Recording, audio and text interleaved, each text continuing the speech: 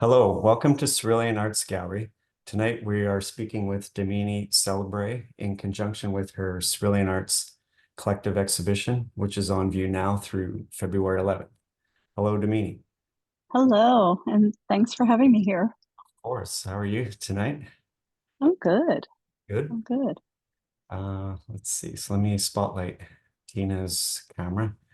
So tell us Hmm. a bit about yourself and the show. Yeah, that's always a hard thing. So, I've been mm, working in the in-between places of where creativity and healing meet. And mostly my fine art is about connecting ourself with the land. I'm a shamanic practitioner, so there's a lot to be said about this powerful process of connecting with the world around us, the natural world around us. And I wouldn't necessarily call it environmental art, but if one connects um, to the planet and to nature in a different way, I hope that one views that relationship a little different. So, this work is an energetic expression of a conversation I have with land. Like these three pieces that you're looking at right now are explorations of just daydreaming with clouds, which I did a lot during COVID. And in this process, I was exploring just limited palettes, which is something I don't normally do because I feel like the energy of nature is like a multi-dimensional, multicolored process. So this was a little challenging and to work with limited palette, but I still was really intrigued about the layers that the cold wax can get.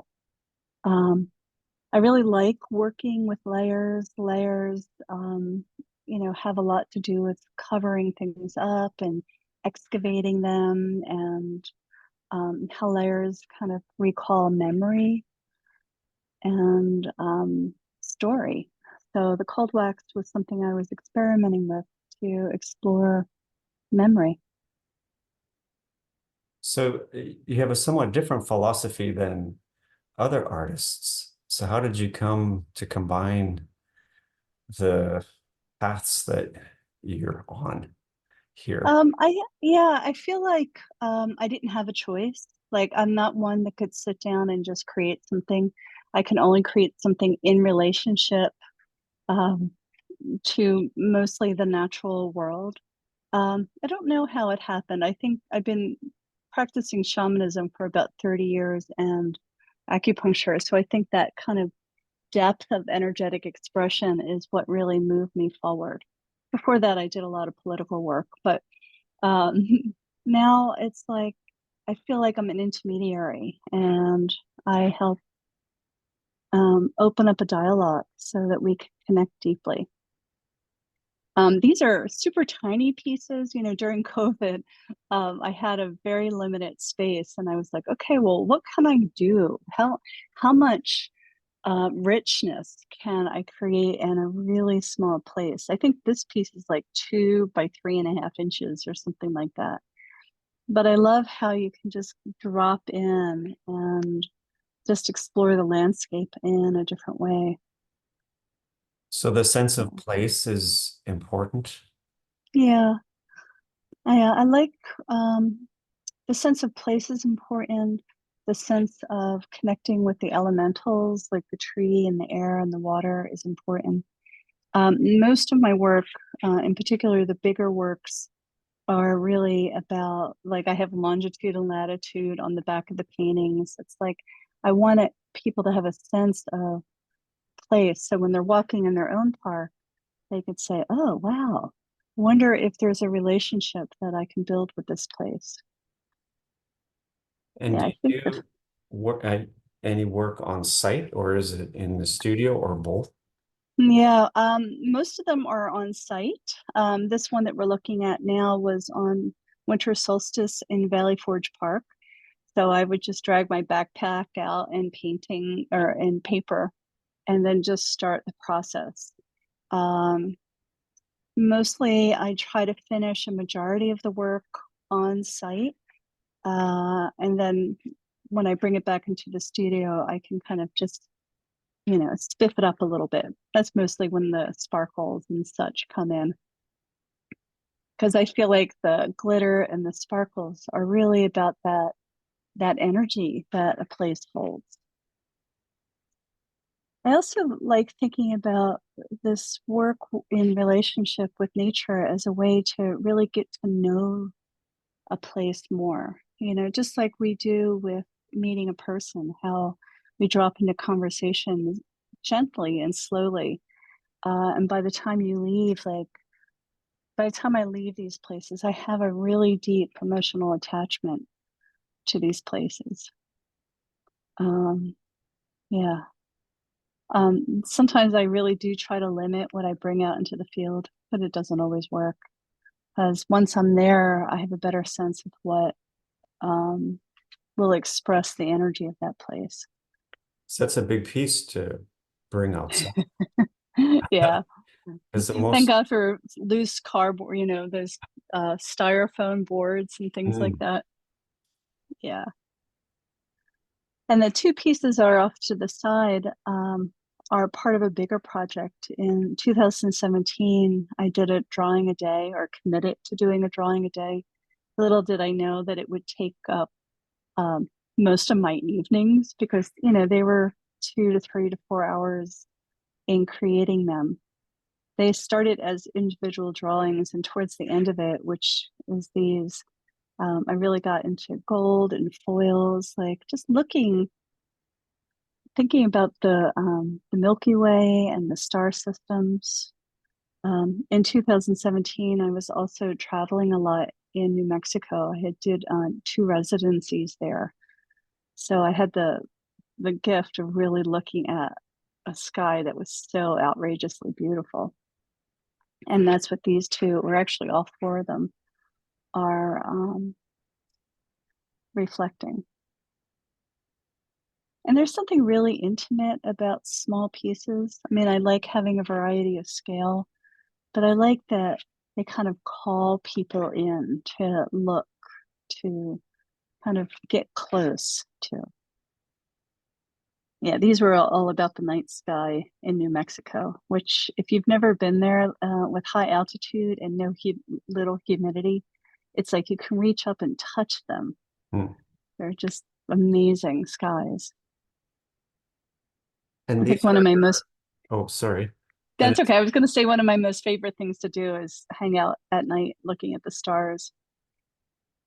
and they're mixed media pieces. So do Yeah, they start out as drawings, like with the they line, s- they or start out as drawings, and then they start with some watercolor, and they actually look like the landscape at mm, some point.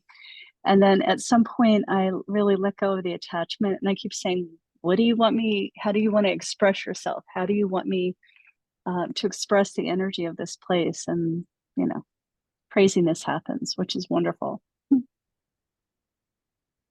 Yeah, it was an interesting project to do, like every day. I mm, keep trying to gear myself up to do it, but it hasn't happened yet.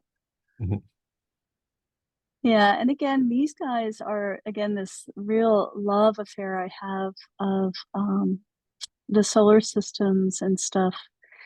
This smaller piece to the left is Nebula, and this is a encaustic or hot wax drawing, again with using foil and graphite to get that incredible rich darkness, and then just layering of drawing with mark making, or digging into the wax and just revealing things and adding things on top.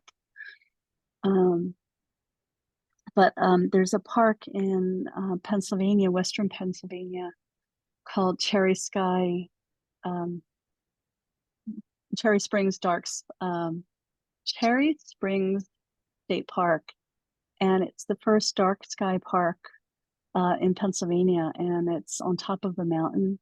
And so you literally watch the Milky Way rise up over a mountain. mm. And I think when I was there, I was doing a lot of watercolors, and this one was definitely done at home, not in the field because it was hot wax. Hmm. But there's a lot of drawings of the star systems from that time. And then this larger piece, again, was done at Elephant Butte, New Mexico, and it had I was actually hiking, and I found myself inside a cave that had petroglyphs in it, and it had like sage and stuff. So it was a ceremonial place, which I didn't know about when I got there. And when I came back, I was doing a residency then. I started painting it, and it was really about the ancestral energy that I found. And as I came home, I started thinking about it. And then, the underpainting is there, but then this whole kind of galactic energy um, showed up on top of the painting. I really love thinking about underpaintings, like, they're just something that the mind wants to put down, and lock in. And then just letting the energy take over is a really beautiful gift. And it's super hard to surrender sometimes, as you can imagine. Um, but I like really letting go and just seeing what shows up in the work as well. It's that fine line between thinking about composition and color harmony and all those things, and then letting it all go and just saying, okay, what wants to show up? Like this piece actually has some tin foil in it. And I was exploring just coming off the field a little bit. So that piece we're looking at right now is some cardboard that I had painted on. But again, these layers and layers of things, like, what we see is just a first impression. And when we get to look a bit more at something, we kind of drop into a different universe, which I think is pretty prevalent in this piece in particular. So did you begin by with traditional painting and then evolve into like mixed materials?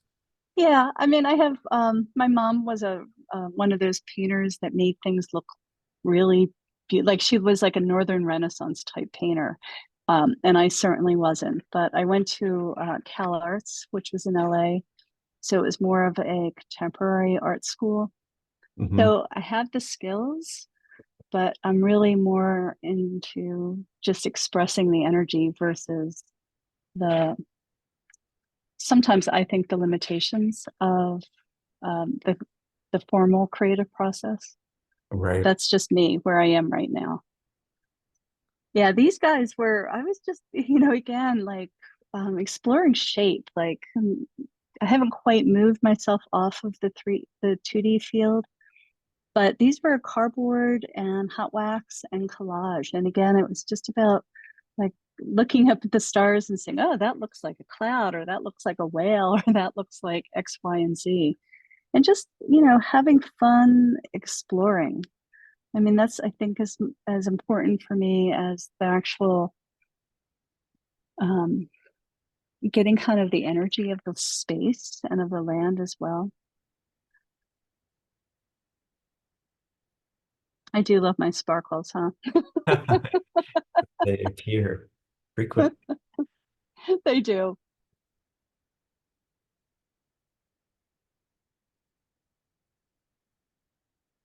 I think I'm more interested in the expression of energy in place than one particular medium. I like to explore different mediums just to see how we could, change that understanding of place or the understanding of energy. So sometimes, I'm working with materials that are, more environmentally safe because I'm outside on the land and I don't want anything to get on there. And then when I go into the studio, there's more work with wax or sculpture or ceramics. I'm just trying to work my way through and expressing energy, I guess. Does that make sense? Yes. Yeah. This this one is from Cherry Springs State Park as well, where you spend like all night staring at the Milky Way. All right, Uh, there comes. yeah, and then all day just sound asleep in the middle of a field. Um, but this one is that's mica, which Ah, was really just, and this was done totally um, on the field. This was mm, done all plein air, I guess you want to say. Um, I use milk paint a lot, which is this one in the bigger pieces, which looks like watercolor. But what's great about milk paint is it's powder. So you can easily put it in your backpack and mix it to be really translucent or to mix it so it's really thick and viscous. And it doesn't weigh anything in your backpack. So mm, it's a nice option. Plus, it doesn't have as much chemicals in it. And I tend to paint with my hands a lot. So, or I get my hands in paint a lot. So at least I'm not um, dropping into too much pigment right. um, as I'm doing it. Yeah, that's like the star wall, huh? Mhm. And we're coming to some of your ceramics. Yeah. When I was in New Mexico, I had found at Elephant Butte, I started doing, I call them land drawings. So they were um, drawings with rocks and stones and sticks and sometimes three-dimensional things. But I found some clay and I started making ephemeral pieces in the riverbeds. This is New Mexico. It never rains. Do you know it actually rained when I was there, and all the sculptures I made just diminished back into the riverbed. Oh, But when I came back from New Mexico, I started working in ceramics, just trying to, again, feel what it would be like to move this energetic expression into a shape. Um, and so I call these star maps. And there's a lot of holes in the three-dimensional stuff I do. And I think the holes are like kind of piercing reality, it's kind of trying to see what's beyond the surface, which I think on some level is what I'm trying to express a lot. But yeah, right now I'm working on a 5-foot ceramic tree that I hope will have this same kind of feel, but that'll be five, another year before it's finished. 5 foot. Wow, Yeah. it's quite a undertaking. Yeah. Well, it's like I kind of get orders from the universe in a way, and they're like, "Let's make a tree. Let's make a forest." I'm like, "Great. Mm, Let's start with a tree first, right?"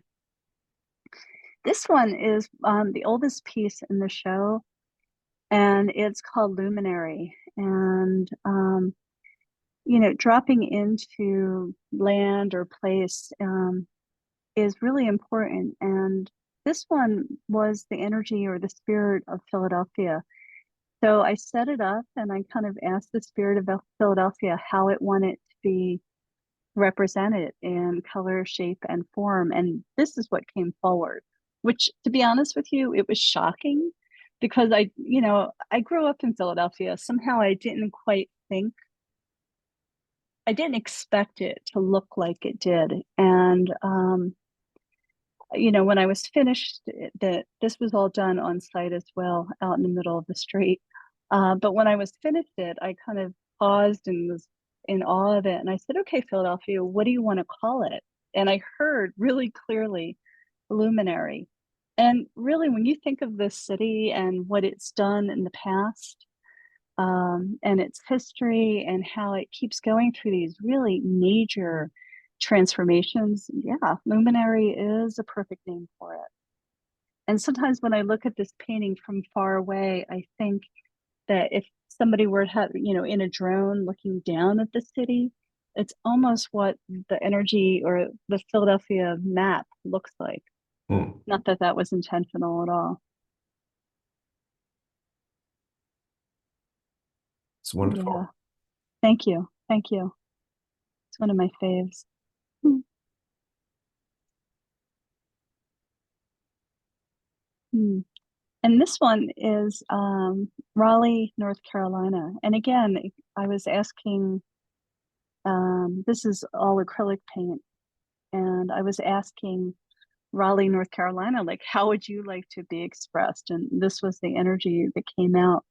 And then at some point, I was like, okay, well, what is your name? And it's like, we're calling it Grow, and at that time, this was 2016 or 17 or something like that. Like, Raleigh was going through a huge growth spurt. So, I don't tend to overthink these things. I really just really see myself as the intermediary between place, land, and the viewer, I guess. It's very different from your standard cityscape. Yeah, right. I know. But it is, we're still expressing energy. Sometimes we're expressing it in ways that we understand it. And sometimes we're expressing it in ways that we more viscerally feel it, whether our mind understands it or not. Our body knows that there's, expression and energy in a place. Otherwise, why would we go and visit a place, right? Right. Yes, that's true. Yeah. Well, it's So a you could see why the first ones were the monochromatic thing is so out of character for me. Mm. Normally it's very, I like color. Yes, they're more austere. Yeah. Yeah, they are. So Damini, on February 18th, you're going to be teaching a workshop here Yeah. to help people, explore their own creativity. Can you speak about that? Yeah, it's exploring expressive landscapes, and it's a painting class for anybody, whether you have a strong desire to learn about painting, or you've never painted before, or you're an artist that feels like you just want to kind of get unstuck, right? So it's a workshop that is using some intuitive painting skills and some understanding of memory to paint landscapes. I mean, we all love landscapes, right? We love to really think about, oh, I was here and I was thinking about this place. And so this is a combination of intuitive work, of using oil paint, which we'll be using gloves, and really kind of calling forward the memory of place. So And, it's going to be super fun. and do people need experience or no? No experience. Hmm. Like I say, no experience, all experience. Show up if you want to get unstuck, because a lot of the skills that the tools that I'll share with you really help you free up and allow your creative energy just to flow. It's a super fun class. Yeah, it's going to be great. So if people are Yeah. interested, they can go to the studio page of our website and Hmm. and well, it's a wonderful show. Thank you so much, Damini. Yeah. Thank you so much. Thanks for like making the show look beautiful. You guys have done a beautiful job hanging the show and putting everything out there as well. Well, Really appreciate you both.